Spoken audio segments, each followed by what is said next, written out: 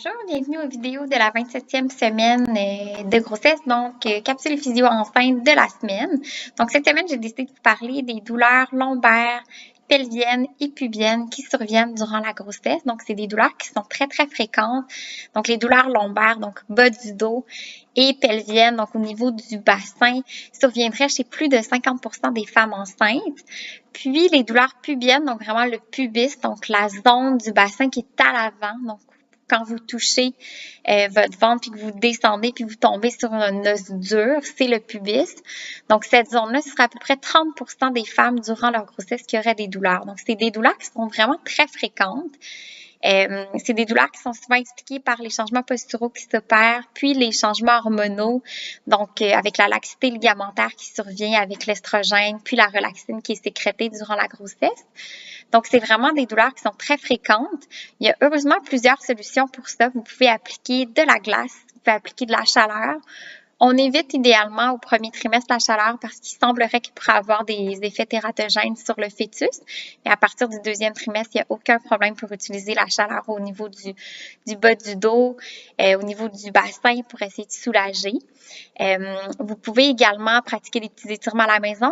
Quelquefois, les cours de yoga prénataux peuvent aider aussi pour ça. Vous pouvez également consulter en physiothérapie, en ostéopathie, en massothérapie ou en acupuncture pour essayer de soulager vos douleurs. On passe pas à côté aussi du renforcement des muscles du plancher pelvien qui peuvent être vraiment bénéfiques pour aider à donner une stabilité au niveau lombo-pelvien. Donc, le fait de bien faire vos Kegels que vous faites depuis la 20e semaine de grossesse, de les continuer, ça peut aider à soulager vos douleurs au dos, au bassin et au pubis. Donc, vraiment très important de les faire.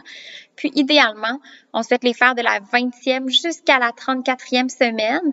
Après quoi, après 34 semaines, on va reparler du fait qu'on peut commencer à faire davantage les étirements du périnée et réduire le renforcement, quoi qu'on peut le poursuivre jusqu'à l'accouchement.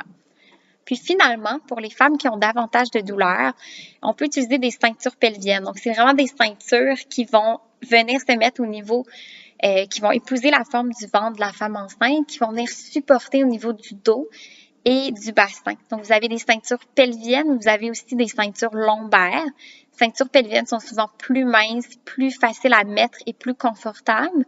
La ceinture lombaire étant plus large et monte plus haut au niveau du dos, un peu plus encombrante, mais dans certains cas, elle peut soulager davantage les douleurs lombaires versus la ceinture pelvienne qui est davantage pour les douleurs au bassin. Donc, c'est une ceinture qui peut être très efficace durant la grossesse pour un peu pallier à la laxité qui s'est installée. Puis même en postpartum précoce, vous pourriez l'utiliser encore.